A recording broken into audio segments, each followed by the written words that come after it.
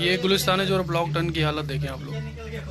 बारिश हुई है तकरीबन 1-2 घंटे, बड़ी ज़बरदस्त तेज़ बारिश हुई है। उसके बाद ये सिचुएशन देखें, ये कामरान चुरंगी के पास का एरिया है और ये गाड़ी बिल्कुल एक मेरे ख्याल में होंडा की है या करोला गाड़ी है, तैरती हुई जा रही है।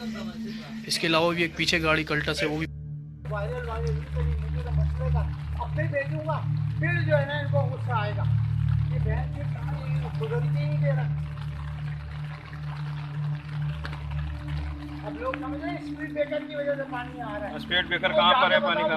जाके देखो तो स्पीड ब्रेकर पे हमारे यहाँ कितना वो इसी लेवल पे पानी चल रहा है।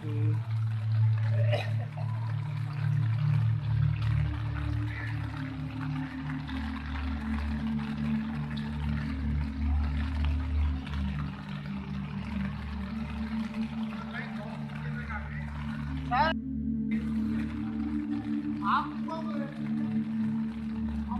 क्या करना, आप मेरा नंबर है आपके पास, मेरा नंबर लिखें 0301। मैं आपको भेज दूंगा व्हाट्सएप पे ना अभी थोड़ी देर में। इसको जितना भी वायरल कर सकते हैं और जहाँ जहाँ भेज सकते हैं खुदा के लिए भेजें आप। और ये